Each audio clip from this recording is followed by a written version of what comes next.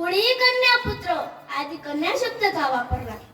तेव्हा तुकाराम महाराज म्हणतात, आपल्या हिताच्या ठिकाणी लवकर जागे होते ती मुलगी आणि तीच मुलगी जेव्हा समोर चालून माता बनते, म्हणूनच प्रथम शब्द कन्या किंवा माता. आपल्या हिताच्या ठिकाणी जागे राहणारे जीव महात्मा बनत आहेत, त्याचपासून नारी हा शब्द मन आहे. नारी की निंदा मत करियारो, नारी की निंदा मत करियारो, नारी रत्न की खान, जिस नारी से पैदा हुए शुको भीष्म पुत्र हनुमान. अशा मोठ्या मोठ्या रत्नाला जन्म देण्यामध्ये मोठा वाटा नारीचा असल्यामुळे प्रथम शब्द नारीला दिला आहे. कुळी कन्या पुत्र होती जे सात्विक, तया हरिक वाटे देवा. महाराज, एखाद्या कुळात कन्या असो पुत्र याचा काही फरक पडत नाही, कारण स्वतःचा उद्धार करण्याचा अधिकार सर्व जीवालाच आहे. यामुळे स्त्री या पुरुषाचा काही संबंध नाही. यामुळे फक्त कन्या असाही शब्द वापरला नाही किंवा पुत्र असाही शब्द वापरला नाही. एका जागी असं मन आहे महाराजांचं, यारे लहान थोर, यारे लहान थोर, या की बलत्या नारी नर. मायबाप नारी असो नर, येथे पण प्रथम शब्द नारी वापरला आहे. आपल्या हिताच्या ठिकाणी जागा राहून जे सात्विक होतात, सतत मार्गाला लागतात, साधू संतांची सेवा करतात, देवाला त्यांचं नवल वाटतं, देवाला त्यांची करुणा येते, तयाचा हरिक वाटे देवा. मग ते देवाला नवल वाटण्यासारखं ते करतात तरी काय? त्यांनी करावं बरं तरी काय? गीता भागवत करीती श्रवण, अखंड चिंतन विठोबाचे. गीता आणि भागवत यांचं श्रवण करतात, अखंड चिंतन करतात. कुणाचे? विठोबाचे. रात्रंदिवस देवाचे चिंतन करतात, म्हणून देवाला त्यांचं नवल वाटतं, तयाचा हरिक वाटे देवा. अशा अनमोल रत्नांविषयी काय मत आहे महाराजांचं? काय मत व्यक्त करतात महाराज? तर महाराज म्हणतात, अशा कन्या अथवा पुत्र आपल्या हिताच्या ठिकाणी जागे आहेत, त्यांच्या विषयी त्यांची सेवा मला घडली पाहिजे. तुका म्हणे मज घडो त्यांची सेवा, तुका म्हणे मज घडो त्यांची सेवा, तरी माझ्या दैवा पार नाही. अशा कुलवान सात्विक मुलांची जर सेवा माझ्या जीवनात घडली तर माझ्या दैवाला म्हणजेच नशिबाला पारावार नाही, असं तुकोबाऱ्या म्हणतात. कन्या असो पुत्र, अशा पुत्रांची लेकरांची जर सेवा माझ्या जीवनात घडली तर माझ्या दैवाला पारावार नाही, असं तुकोबाऱ्या म्हणतात. विठाला विठाला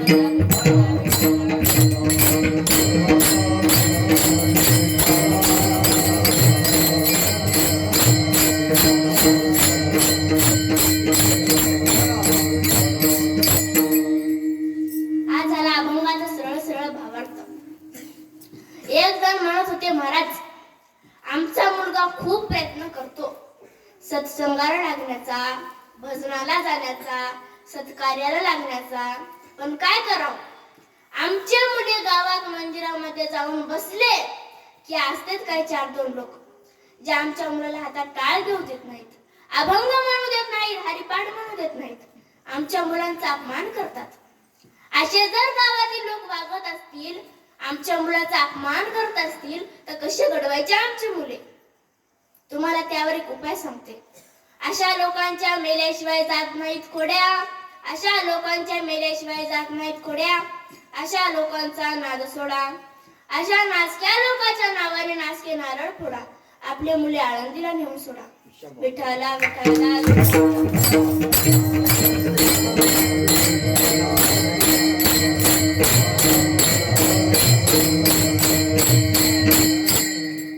जोपर्यंत असे नासके लोक गावामध्ये आहेत तोपर्यंत नवीन मुले सत्संगाला लागत नाहीत, कारण त्यांना माहित असते ना, हे जे नवीन रोपटे जर मोठे झाले तर आपल्या भंगार झाडाखाली कोणी बसणार नाही, म्हणून त्यांना मोठं होऊ देत नाहीत, त्यांना वारकरी संप्रदायाला लागू देत नाहीत, म्हणून त्यांना त्यांचं मरण त्यांच्या समोर दिसतं, म्हणून त्यांना मोठं होऊ देत नाहीत. म्हणून यांच्यावर अवलंबून बसू नका, सरळ मुली माऊलीच्या सांगितल्याने आळंदीला नेऊन सोडा. तुमच्या मुलाने कर्तबगारी गाजविल्यावर धन्यता तुम्हाला मिळते. अहो मायबाप, तुमच्या मुलाला गावात राहून बाटल्या फोडणं, नळ्या तोडणं, लोकांच्या पत्रावर दगड फेकणं असं जर शिकलं तर अपमान आपल्या पदरात पडतो. आणि त्याच आळंदीला जाऊन गीता भागवत वाचायला शिकली, ज्ञानेश्वरी वाचायला शिकली, हरिपाठाचा एखादी अभंग पाठ केला तर मान सन्मान आपल्या पदरात पडतो. सहज लोक मुलाच्या मायबापाला घनता देतात. धन्य माता पिता तयाची आण. सहज लोक म्हणतात त्याचे लेकरू कीर्तन करताना फलाण्याचा मुलगा आहे. हो, आधी मायबापाचं नाव समोर येतं, मायबापाचा मान सन्मानतो. आम्ही कीर्तन करतो तर आमच्या आई वडिलांचे डोळे आनंदाने भरून येतात. ते पाहून आमचे पण डोळे भरून येतात.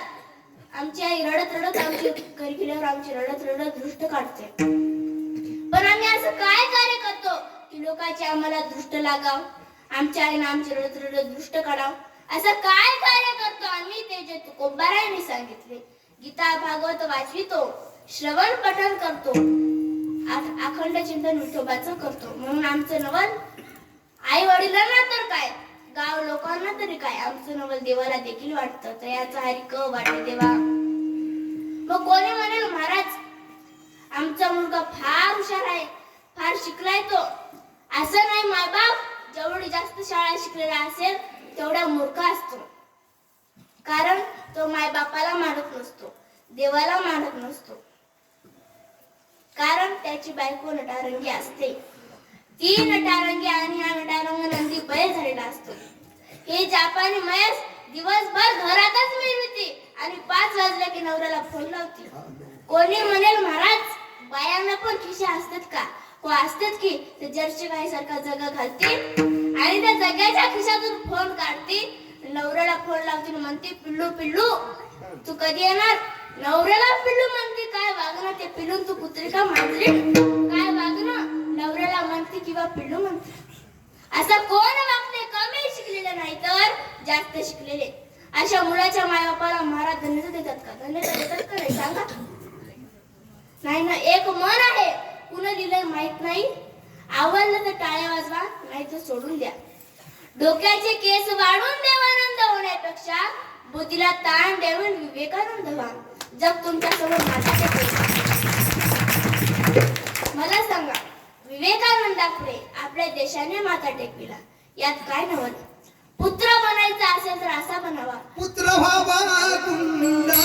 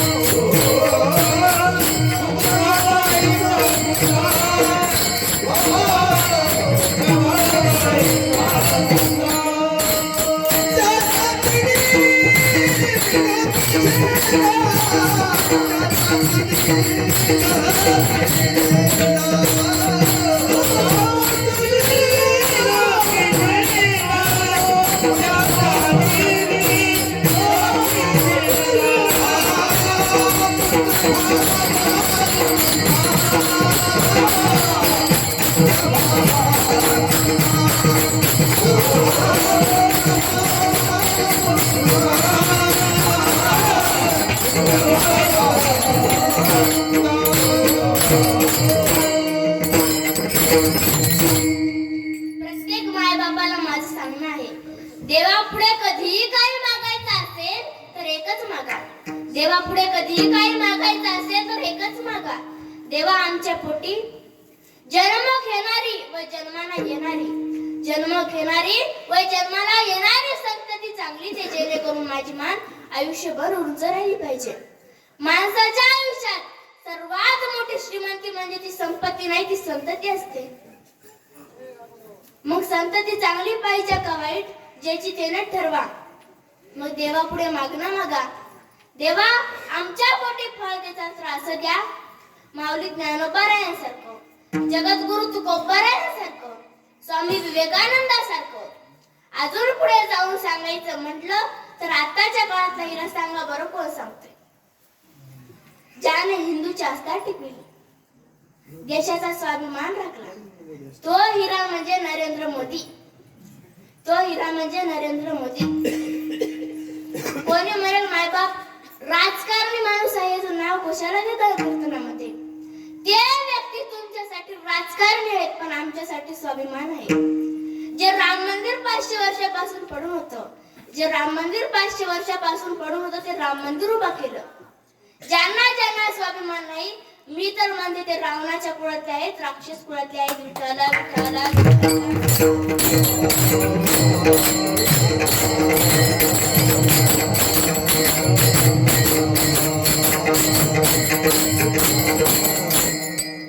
हिंदूची आस्था उभी करणे, इज्जत राखणे ही सर्वात मोठी तुमच्या आमच्यासाठी स्वाभिमानाची गोष्ट आहे.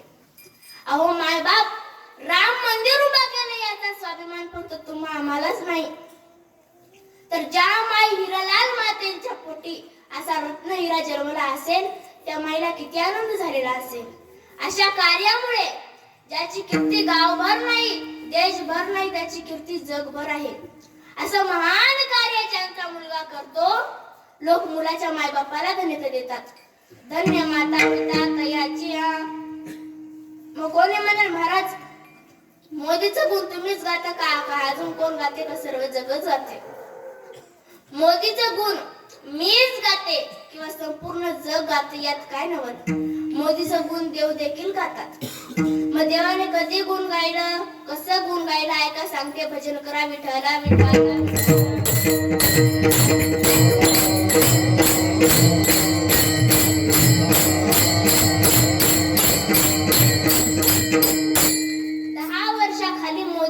कुणालाच माहित नव्हतं. 10 वर्षात पंतप्रधान झाला. सर्व अशा महान कार्याला डोक्यावर घेऊन नाचणारे झाले. सर्व अशा महान कार्याला पायाखाली दाबणारे झाले. ते फक्त एकच त्यांचं गुण देवानं गायलं, ते म्हणजे नरेंद्र मोदी. 500 वर्षापासून राम प्रभू माता सीता तंबूल मध्ये राहत होते. कोणी त्यांच्या संसाराचा विचार केला नाही, कोणी त्यांच्या घराचा विचार केला नाही. अहो मायबाप, एखाद्या जर मुलीचं लग्न झालं असतं, राहायला घर नसेल तर ती मुलगी 4 महिन्यात आपल्या पतीला विचारते, अहो घर कुठे आहे, बंगला कुठे आहे, किती दिवस झोपडीमध्ये राहायचं. पण 500 वर्षात सीते मातेने कधी प्रभू रामचंद्राला विचारलं नसेल, अहो मालक किती दिवस या तंबूर मध्ये राहायचं, आपला राजमहल कुठे आहे, बंगला कुठे आहे. मायबाप, सीतामाता रडून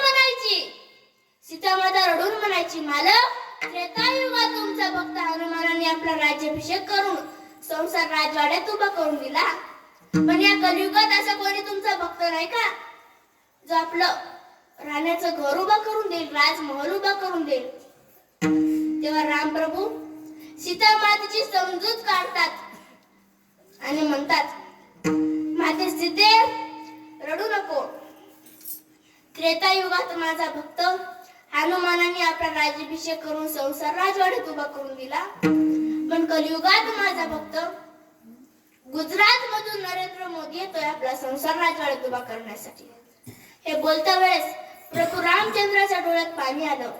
माते सीतेने आपल्या पदराने डोळे पुसले. धन्य माता पिता तयाच्या विठ्ठला विठ्ठला विठ्ठला.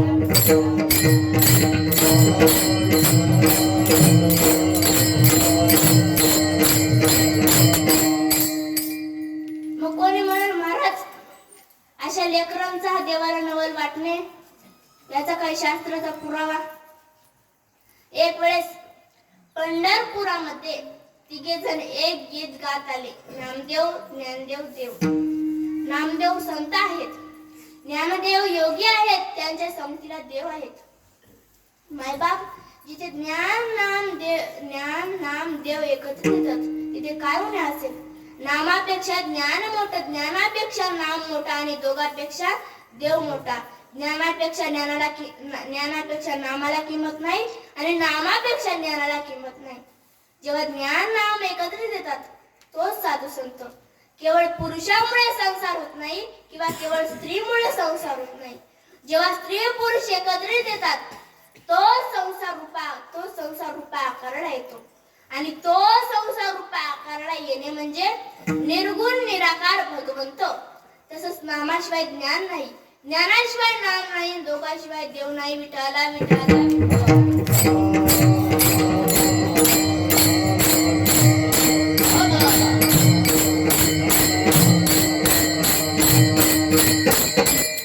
आणि तो देव नामाला आणि ज्ञानाला सोडून जात नाही. कारण ज्ञान नाम जेव्हा तेव्हा भक्ती तयार होते. एखाद्या कामातून माणूस कामिकेसाठी कुठेही जातो, त्याला कशाची भीती वाटत नाही ना लाजही वाटत नाही. कामातुराना भय ना लज्जा. तसंच नाम आणि ज्ञान. नाम आणि ज्ञान म्हणजेच भक्ती, भक्ती रूप. आणि ते भक्ती म्हणजे बोरीचे झाड आणि त्या झाडाचे काटे म्हणजे नाम आणि ज्ञान. हे दोन भक्तिरूपी बोरीच्या झाडाचे काटे भक्तीचं रक्षण करणारे आणि त्या भक्तिरूपी बोरीच्या झाडाला बोररूपी फळ येतो. आणि माणूस ते बोररूपी फळ खाण्यासाठी जातो तेव्हा एक काटा अडकवून धरतो, दुसरा काटा टोचतो. वाकडा काटा म्हणजे नाम आहे आणि टोचणारा काटा म्हणजे ज्ञान आहे. ज्ञान दाखवितो, नाम आळीतो. मग भक्तिरूपी बोरीला म्हणजे भक्तिरूपी शबरीला भक्तीचा सुगंध तरळत होता. तेव्हा राम प्रभू बिना आमंत्रणातच आले आणि भक्तिरूपी शबरीचे उष्टे बोर खाले. मग राम प्रभू तिथे का आले? कारण त्या शबरी जवळ नाम आणि ज्ञान दोघेही होते, शिवाय भक्ती. जेव्हा ज्ञान नाम एकत्रित येतात तेव्हा भक्ती तयार होते. म्हणून ते देव आले, भक्तिरूपी शबरीचे उष्टे बोर खाले. ती भक्ती रात्रंदिवस म्हणत होती, जब मेरे राम जी का आवर होगा, शबरी की कुटिया का पावन होगा. आएंगे जब रघुराई का आसन पर बिठाऊंगी, मीठे मीठे बेर अपने हाथों से खिलाऊंगी. भक्तिरूपी बोरीला म्हणजे भक्तिरूपी शबरीला भक्तीचा सुगंध तरळत होता. म्हणे देव पळत येऊन भक्तिरूपी शबरीचे उष्टे बोर खाले. विठ्ठला विठ्ठला विठ्ठला.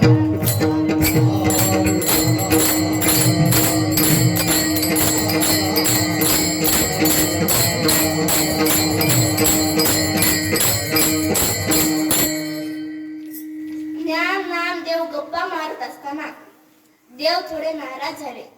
चेहरा उदास वाटत होता. नामदेवांनी विचारले, देवा तुमच्या सोबत गप्पा मारण्यासाठी अक्षरशः नाम आणि ज्ञान दोघे असताना तुम्ही उदास का? का माझ्यापेक्षा कोणी तुमच्या जवळचा भक्त आहे? माझ्यापेक्षा जवळचा कोणी भक्त असू शकत नाही. देवाला वाटलं नामाला थोडा अहंकार झालाय, हवा थोडी कमी केली पाहिजे, नाही तर नामाचा फुगा फुटून जाईल. देवाने सांगितलं, नामा आहे एक भक्त पण कशाला विचारतो जाऊ दे. आहे एक भक्त पण कशाला विचारतो जाऊ दे. मग तर नामदेवाने हट्ट धरला, मला पायाचाच माझ्यापेक्षा जवळचा भक्त कोण आहे? मला पायाचाच माझ्यापेक्षा जवळचा भक्त असूच शकत नाही, पण ते कोण आहे मला पायाचाच. मग देवाने सांगितले, पायाचा का? चला मग. तिघे जण निघाले. नामदेव, ज्ञानदेव, देव. कुठे आले? सावता महाराजांच्या गावात. गावाचं नाव आरणगाव. तिथे आले. सावतामाळी मळ्यामध्ये खुरपीत होते. सावतामाळी मळ्यामध्ये खुरपीत होते. देवाने नाम आणि ज्ञानाला सांगितलं, नाम आणि ज्ञाना तुम्ही बाहेरच थांबा, मी आत मळ्यामध्ये जातो, तुम्ही 5 मिनिटांनी या. मग देव आत मळ्यामध्ये गेले. सावतामाळी जवळ गेले. दमा दाटून गेले. बोलता येईना, चालता येईना. सावतामाळी जवळ गेले. मालक मालक मला वाचवा. सावतामाळी म्हणाले, अरे काय झाले? एवढा घाबरलास का? देव म्हणाले, माझ्या मागे 2 डाकू लागलेत. देव म्हणाले, माझ्या मागे 2 डाकू लागलेत, मला लपण्यासाठी जागा द्या. देव म्हणे नाना लपवी, देव म्हणे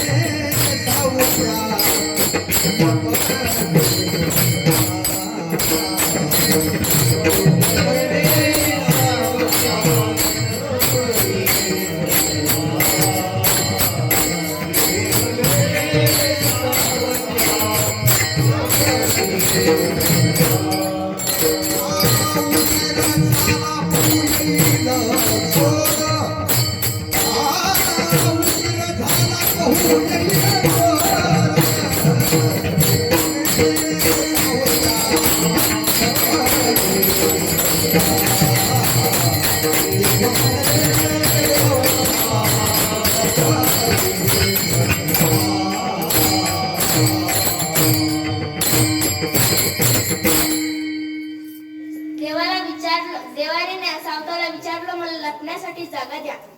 देवाने सांगितलं, जा माझ्या गाईच्या गोठ्यात लप. नाही मालक, ते मला तिथूनही शोधून काढतील. अरे जा माझ्या नाही शोधून काढतील एवढे खतरनाक डाकू आहेत. सावता महाराजांनी विचार केला. गोट्यात गेल्यात, गायच्या गोट्यात गेल्यात, शोधून काढतील सहजी गोष्ट आहे, पण एवढ्या उसातून कसं शोधून काढतील? मग ते 2-3 डाकू एवढे खतरनाक आहेत, तर तू पण मोठा धनवान असायला पाहिजे. मग तू तुला चांगलीच जागा दिली पाहिजे. सावता महाराजांच्या हातात खुरप होतं, कारण सावता महाराज खुरपू लागले होते, म्हणून त्यांच्या हातामध्ये खुरप होतं. ते खुरप घेतलं, आपल्या छातीला मारलं, डॉक्टर छाती फाडली आणि देवाला सांगितलं आता लपात मध्ये. साठविला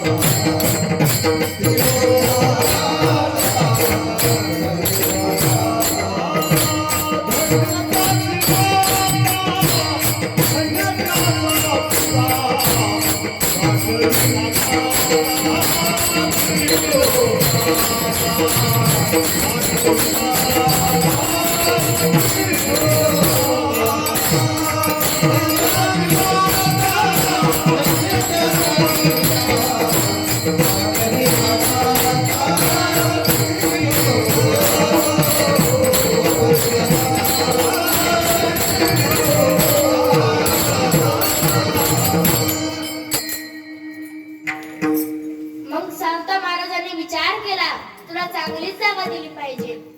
मग देव आपल्या हातात खुरप होतं, विळा होता, टर छाती फाडली, देवाला सांगितलं आता लपात मध्ये. देव घाबरले, देवाला घाम सुटला.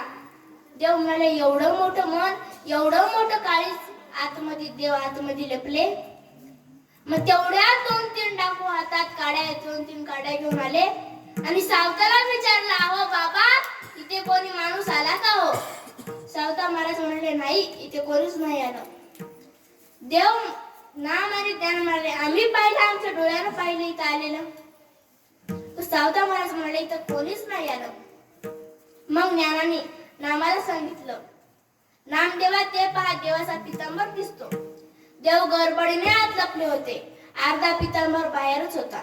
देव गडबडीने आत लपले होते म्हणून अर्धा पितांबर बाहेरच होता. मग ज्ञानाने नामाला सांगितलं, नामदेवा ते पहा, देवाचा पितांबर दिसतोय. मग नामाने पितांबर ओढला आणि देव बाहेर आले. नामाने देव दिसतो, ज्ञानाने देव दिसतो, नामाने देव आकळतो. आणि जेव्हा ज्ञान नाम एकत्रित येतात तेव्हा भक्ती तयार होते आणि त्या भक्तीने देव साठवतो. पुढे भक्तीने धरीने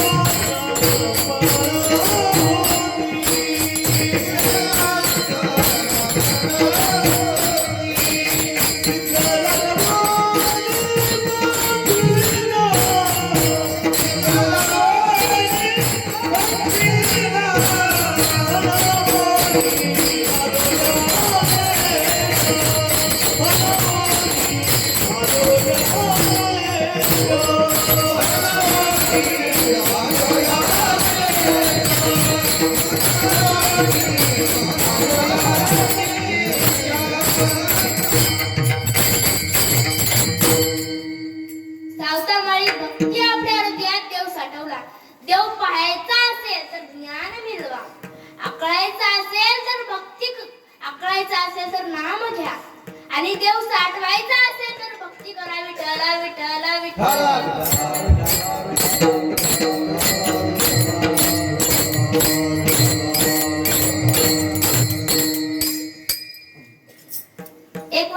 एक वेळचा उद्गार आहे.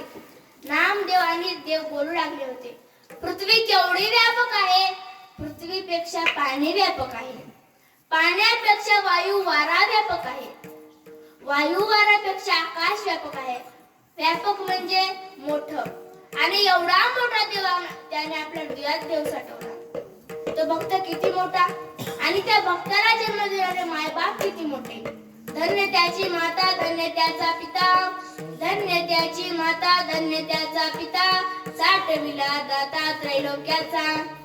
जो भक्त आपल्या हिताच्या ठिकाणी जागा आहे त्रैलोक्याचा दाता हृदय साठवण्याचं सामर्थ्य तयार करू शकतो तर तो भक्त किती मोठा. महाराज अभंगाच्या आपली आहिता आपली आहिता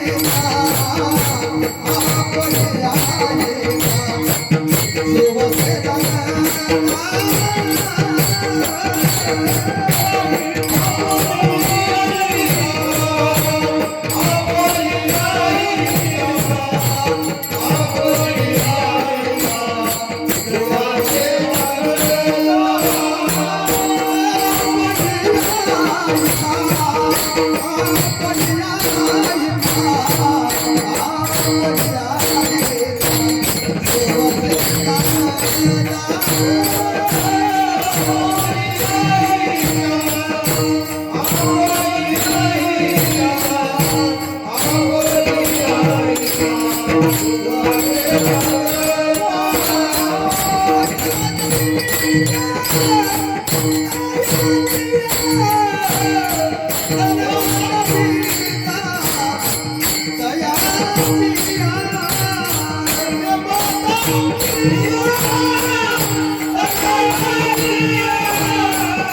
देवसेना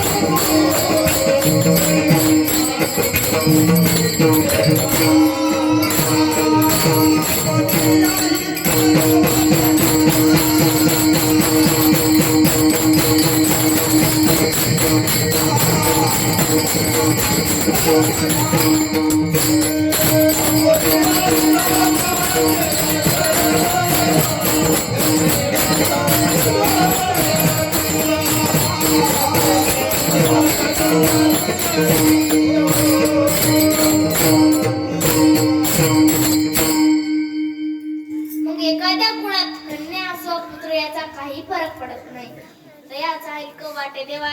मग ते देवाला नवल वाटण्यासारखं ते करतात तरी काय त्यांनी करावं बरं तरी काय. महाराज अभंगाच्या तिसऱ्या गुण चरणात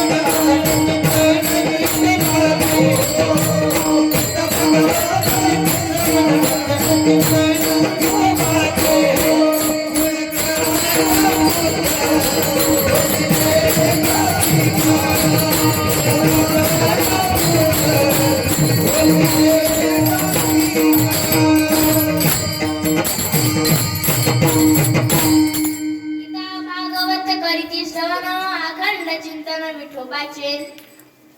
कुळी कन्या पुत्र होती जे सात्विक तयाचा हरिक वाटे देवा.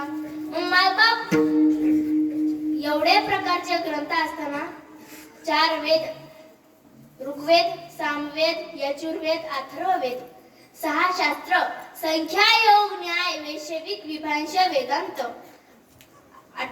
18 पुराण ब्रह्मपुराण, पद्मपुराण, विष्णुपुराण, शिवपुराण, लिंगपुराण, गरुड पुराण, नारद पुराण, भगवत पुराण, अग्निपुराण, स्कंद पुराण, भविष्य पुराण, ब्रह्मवैवर्त पुराण, मार्कंडेय पुराण, ब्रह्मांड पुराण 28 प्रकारचे ग्रंथ असताना 2च ग्रंथांचा उल्लेख का केलेला महाराजांनी?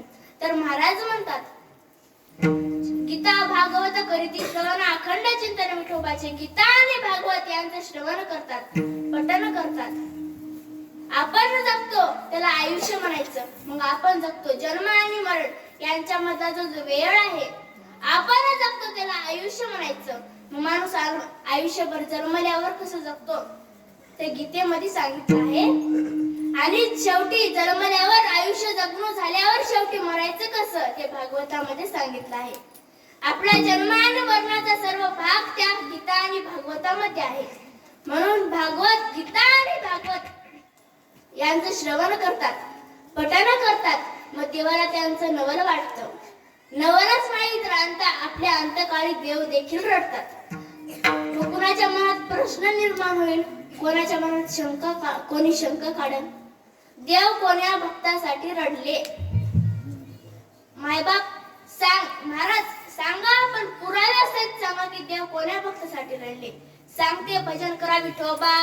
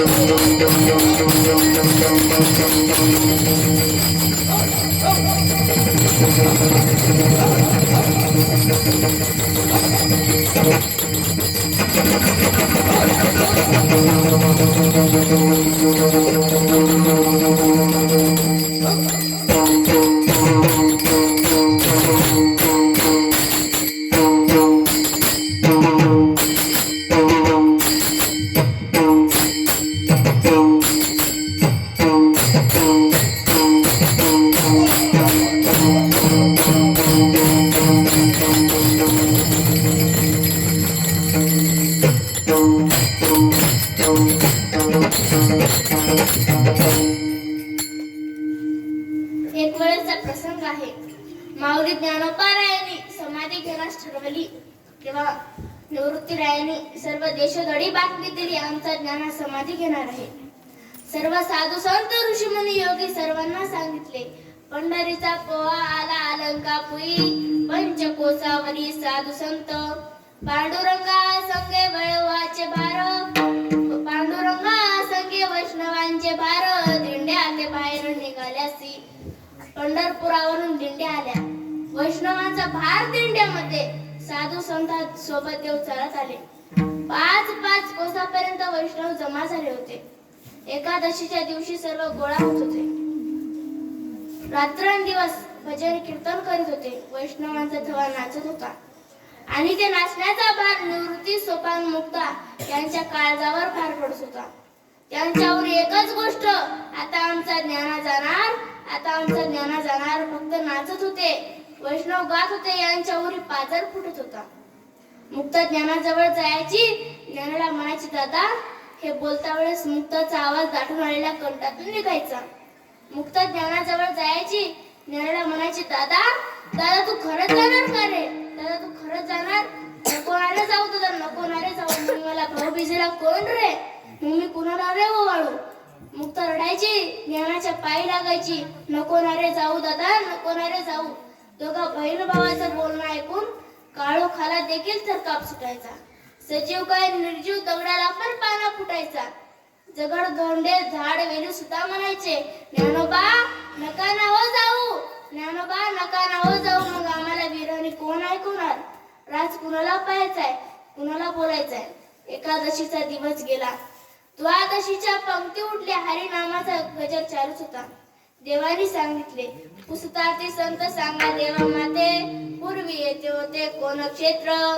देव म्हणे स्थळ सिद्ध आहे अनादी, येथेच समाधी ज्ञान देवा. 78 वेळा साधिली समाधी, ऐसे हे अनादी ठाव असे. साधू संतांनी समाधीची जागा दाखवली. याच ठिकाणी 108 वेळा माऊलींनी समाधी घेतलेली जागा दाखविली. माऊलींनी समाधी घेतलेली जागा दाखविली आणि ती समाधीची जागा जाणण्यासाठी नामदेवाच्या मुलाला आतमध्ये पाठविलं. नारा विटा गोंदा माता, पाठविला झाडविला जागा समाधीसी. नामदेवांच्या मुलाने समाधीची शिळा उघडली. ती शिळा मुक्ताईचं काळीच चिरीत नेत होती. मुक्ता ज्ञानाला म्हणते, ज्ञाना दादा रे दादा, नको ना रे जाऊ, नको ना रे जाऊ. कुठेतरी सरपटणाऱ्या इंद्रायणी मध्ये सूर्य मरून पडला होता. चंद्र शांत पाहत होता. कितीतरी वेळा ज्ञाना रडत, सोपाना रडत होता. किती रडाव, काय बोलाव काही कळेना. सोपाना ज्ञानाला जाऊन मिठी मारायचा. मुक्ता बेभान झाली होती. हे सर्व निवृत्तीने हे सर्व दुरूनच पाहिले. दुरूनच ओरडला, सोपाना मुक्ता फिरा रे मागे फिरा. ज्ञानदाता आता आपला नाही राहिला, तो देवाचा झाला आहे. फिरा मागे फिरा. कशाला बोलतात ज्ञानाला? आपला कोण लागून गेला, तो आपला कोणीच नाही. फिरा मागे. निवृत्तीने सोपानाची अवस्था दुरूनच पाहिली. दुरूनच ओरडला, सोपाना मुक्ता फिरा रे मागे फिरा. निवृत्ती खळखळून रडत होता. कितीतरी वेळा रडत होता. हृदयास आठवलेल्या गंगा यमुनेला आपल्या डोळ्यातून वाट दिली. मनसोक्त डोळ्यातून नद्या वाहत होत्या. किती सोपाना मुक्ता ज्ञानाजवळ गेले. ज्ञानाला मिठी मारू लागले. मुक्ता ज्ञानाला म्हणायची, निवृत्तीला म्हणायची, दादा ज्ञानदादाला जाऊ नको म्हणा ना, आडवाना. ज्ञानदादाला जाऊ नको म्हणा ना, आडवाना आडवाना आडवाना. निवृत्ती फक्त पाहत होता. ज्ञानाकडे काळीच कोरडं पडत होता. निवृत्ती फक्त शांत पाहत होता. निवृत्ती मोह मायेच्या पलीकडे गेलेला असून वृत्तीवर येऊन जोरातच हंबरडा फुडला. ज्ञाना म्हणाला, दादा मला आखेरची भेट नाही देणार का? मला आखेरची भेट नाही देणार का? निवृत्तीच्या कानात आवाज घुमला. निवृत्ती होशवर येऊन विजेच्या वेगाने पळत जाऊन ज्ञानाला मिठी मारली. किती रडाव, काय बोलाव काही कळेना. या लोकातून परलोकात गेलेला होता. हे पाहून देव रडू लागले. पितांबराने डोळे पुसू लागले. रुक्मिणी मातेनं पाहिलं. रुक्मिणी माता देवाला म्हणू लागली, देवा जग रडू लागले म्हणजे डोळे पुसणे तुमचं काम असतं आणि तुम्ही रडता. तुमचा कोण लागून गेला ज्ञाना? निवृत्ती सोपान मुक्ताबाई रडते. बहीण भावाचं नातं आहे. गावकरी रडतात, गावकऱ्यांचं नातं आहे. सर्व साधू संत रडतात, गुरु बंधूचं नातं आहे. पण तुम्ही रडता, तुमचा कोण लागून गेला ज्ञाना? तुम्हाला रडण्याचं काय कारण? तेव्हा देवाने ज्ञानाचं वर्णन केलं. देव म्हणते, रुक्मिणी हा एकच योगी देखेला नाही. हा जी ज्ञान संजीवनी जाणत रे डोक्यासी. धन्य धन्य घरातळी जो याची दृष्टी निहाळी. तो वाता येईल टाळी वैकुंठ भुवनासी. जो करील याची यात्रा तो तारीला सकळ गोत्रा. सकळ कुळे पवित्रा याचे निदर्शने होती. अलंकापुरी शिवपीठ पूर्वी येथे होते. नीलकंठ ब्रह्मादिक तपोवरिष्ठ येथेची पै केली. इंद्र यवनी भूमीसी याग संपादिले अहर्निसी. इंद्रायणी इंदोरीसी पंचकोशी यापासून इथे त्रिवेणी गुप्ता असे. भैरवापासून भगीरथी वसे. पूर्ववटी माये दिसे ते प्रत्यक्ष जाणा. पार्वती भोवंती वनवली वृक्षी येथे देव येऊनी होती पक्षी. हे असे नित्य साक्षी असती नासती उदकी. पंढरीहुनी सोपे जनाची हरवाय पापे कळी. काळ कोपलिया कोपे वचले अलंका पुरुष ऐसे सांगत आहेसी. प्रेम ओसाडले रुक्मिणीसी म्हणे, या मायबाप एखाद्या गलीतला चांगला माणूस मेला तर पूर्ण गली रडते, गाव रडत. पण अख्ख्या जगाचे अश्रू पुसणारा ज्यांच्यासाठी रडतो तो भक्त किती मोठा. रुक्मिणी माता अभंग रडत रडत म्हणते, धन्य धन्य दयाचे कुशी. धन्य धन्य दयाचे कुशी.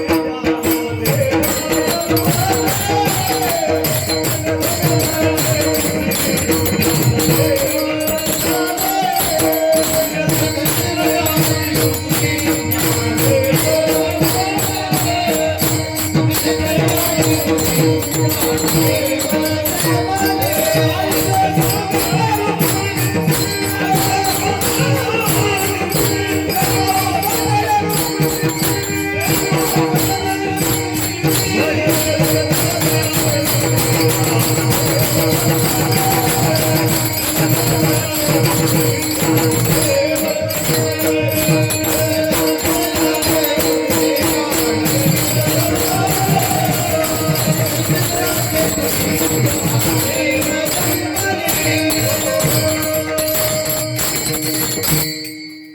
रडता देवा म्हणणारी रुक्मिणी रडू लागली आणि म्हणू लागली, धन्य धन्य दयाचे कुशे ज्ञान देव जन्मले.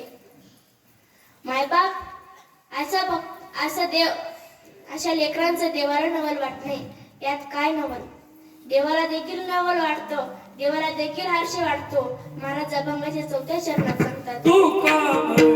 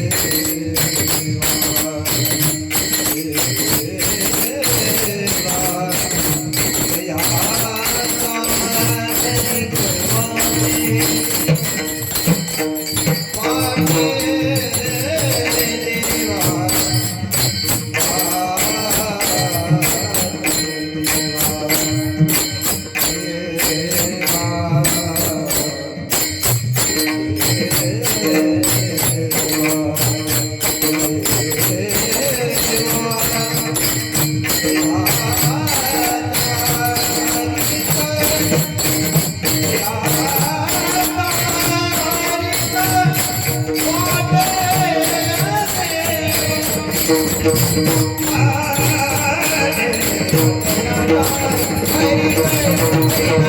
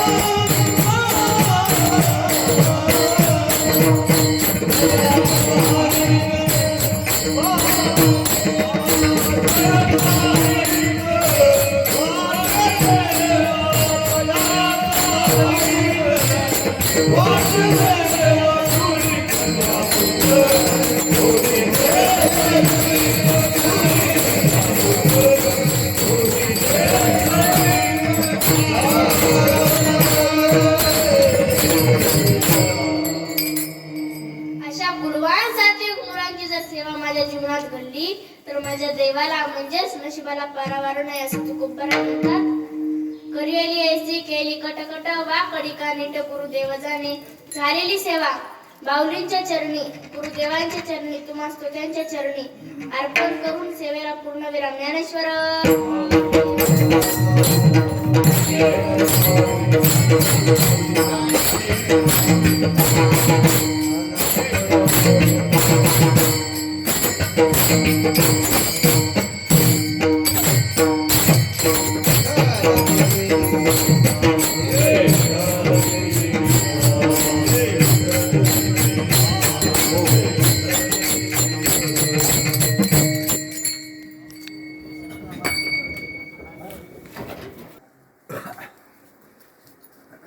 निस्पूर या पुण्य पावन भूमीमध्ये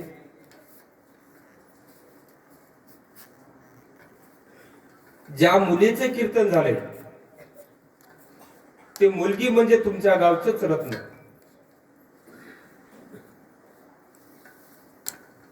आणि ह्या वयामध्ये कीर्तन करणं किंवा परमार्थाला लागणं हे जन्मोजन्मीचा ठेवा असतो. काही गोष्टीचा तुम्हाला भ्रम असत की 10-15 वर्षाच्या वयाच्या आतमध्ये 4-6 महिन्यामध्ये मुलीने कीर्तन केलं. मुलीची बुद्धी किती फास्ट. बुद्धी 3 प्रकारची सांगितलेली आहे. शेणाची बुद्धी, गौरीची बुद्धी आणि कापुराची बुद्धी. शेणाच्या बुद्धीला शेणाची वल्ल शेण असेल तर सालभर जर इस्त्या टाकलं तर जळणार नाही असं माझं मत आहे. आणि गौरीची बुद्धी असेल तर काही दिवसाला किंवा काही वेळाला झोपून गौरी पेटत असते. पण कर्पूर बुद्धी, कापराची बुद्धी असेल तर निमित्तच लागतं फक्त अग्नीचा. त्या कापरामध्ये पहिलीच अग्नी असते, फक्त निमित्तच अग्नीचं पाहिजे. निमित्त अग्नीचं पाहिजे म्हणण्याऐवजी लोक म्हणते फलाण्या महाराजापाशी लेकरू शिकाय टाकलं, 6 महिन्यातच कीर्तन केलं. संस्था किती चांगली असेल, शिकवणारे महाराज किती चांगले असेल, हे तुमची गलतफहमी आहे. ह्या वयामध्ये लेकरू परमार्थाला लागतो. कमी दिवसामध्ये, कमी वेळामध्ये परमार्थ करतो. ह्याचं कारण एकच आहे की माऊली ज्ञानोबारायाच्या भाषेत सांगायचं म्हणलं तर योग भ्रष्ट पुरुष म्हणायचं ह्याला. ज्ञानी पुरुष जन्माला येण्याच्या आधी त्यांचं ज्ञान येत असतं, पुन्हा ते जन्माला आलेलं असतं. हे माऊली ज्ञानोबाराया सांगतात. देहाची आकृती उमटे निज ज्ञानाची पहाट फुटे, सूर्या पुढे उमटे प्रकाश जैसा. सूर्य उगवण्याच्या आधी प्रकाश उगवतो. आणि पुन्हा सूर्य उगवतो. तसं ज्ञानी पुरुष जन्माला येण्याच्या आधी त्याचं ज्ञान पुढे येत असतं, त्याच्या पाठीमागं ज्ञानी पुरुष जन्माला येत असतो आणि ते कमी वयामध्ये हे कार्य करत असतो. मग तुकोबाराय अशा लेकराला धन्यता देतात. काय म्हणतात, मग त्याच अभंगावर जे चिंतन मांडलंय, जसं जमल तसं येडवाकडे चिंतन मांडलंय. आपोलिया हिता जो असे जागता, धन्य माता पिता त्याच्या. मुलगा धन्य नाही तर मुलाचे मायबाप धन्य. अच्छा, योग भ्रष्ट पुरुष ज्यांच्या पोटी रत्न जन्माला येतो ते मायबाप किती धन्य आहे. तुकोबाराय सांगतात, मी नाही. धन्य माता पिता त्याच्या.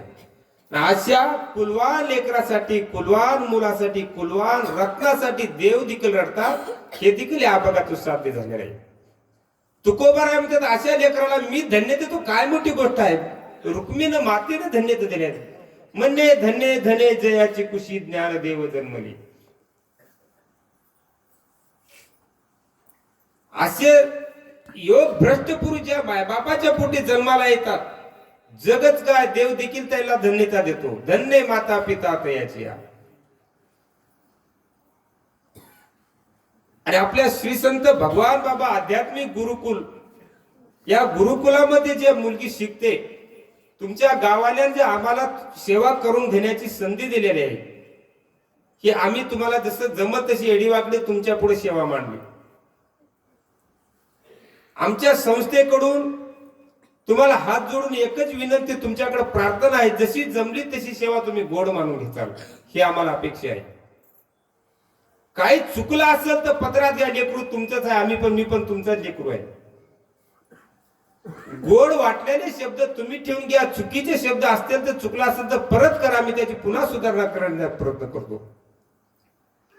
आणि माऊली ज्ञानोबारायाच्या चरणी एकच विनंती करतो, अशा कुलवान मुलानं आयुष्यभर असं सात्विक कार्य केलं पाहिजे. आणि कुलवान अशा लेकराला सात्विक कार्य करता करता जर आयुष्य कमी पडलं तर माझ्या आयुष्यातलं अर्ध आयुष्य त्या लेकराला देव, ही माझी प्रार्थना आहे माऊली ज्ञानोबाराया. आणि आयुष्यभर असेच सात्विक कार्य करू. का तर त्या लेकराकडे पाहून दुसरे लेकर मार्गी लागतील. कारण लेकर जर गावात राहिले, वाईट कार्य केलं तर अपमान तुमच्या पदरात पडेल, धार्मिक कार्य केलं तर मान सन्मान तुमच्या पदरात पडेल. मग जीवनामध्ये लेकर फक्त जन्माला आल्याच्या नंतर फक्त मोठे करायचे आणि गावामध्ये साड्या सोडल्यासारखे सोडून द्यायचे, हे चुकीचं आहे. आता हे आपल्या गावठी भाषेत बोलतो मी तुम्हाला. मग लेकर आपले कसे घडवायचे, लेकराला जीवनात तुम्ही किती लेकरासाठी संपत्ती कमवून ठेवली, हे संपत्ती कमवून ठेवण्यापेक्षा लेकर आपली संतती कमवा. आपली श्रीमंती म्हणजे आपली संपत्ती नाही तर आपली संतती आहे, या गोष्टीवर भान ठेवा. कारण काळ फार वाईट झालेला आहे. आज काळाची गरज आहे आपले लेकर सुधरण्याचा. आणि लेकर आपले कसे घडवायचे, काय करायचं, हे ज्याची त्यानं ठरवा. आणि झालेली सेवा तुमच्या चरणी आम्ही अर्पण करतो. चुकला असेल तर आम्हाला विनंती करा, ही तुमच्याकडे आमची प्रार्थना करतो. आणि सेवेला पूर्ण येणार. बोलिलेले पुरे येडे